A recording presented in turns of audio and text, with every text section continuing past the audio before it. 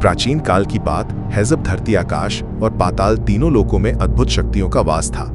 उन्हीं शक्तिशाली प्राणियों में से एक थे नागों के राजा वासुकी।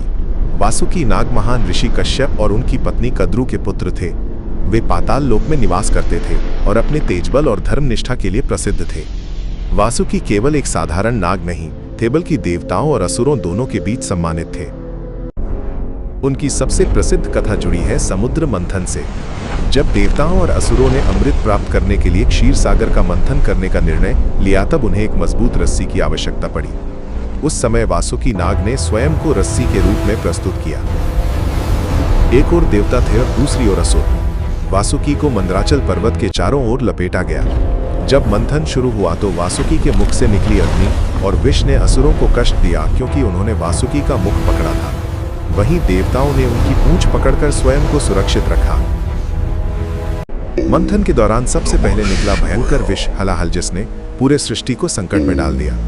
तब भगवान शिव ने उस विष को अपने कंठ में धारण किया और नीलकंठ कहलाए। इस महान कार्य में वासुकी नाग की भूमिका अत्यंत महत्वपूर्ण थी। वासुकी का एक और महत्वपूर्ण संबंध भगवान शिव से भी है। वे शिव के परम भक्त हैं और अक्सर उनके गले में विराजमान रहते हैं। ये दर्शाता है कि वासुकी केवल शक्ति के प्रतीक नहीं, बल्कि भक्ति और समर्पण के भी प्रतीक हैं। कहते हैं कि वासुकी नाग ने अपने जीवन में हमेशा धर्म और संतुलन का पालन किया। उन्होंने देवताओं और असुरों के बीच संतुलन बनाए रखने में महत्वपूर्ण भूमिका निभाई। आज भी वासुकी नाग को नागों के राजा के रूप में पूजा जाता है और उनकी कथा हमें सिखाती है कि सच्ची शक्ति केवल बल में नहीं, बल्कि त्याग, भक्ति और धर्म में होती है।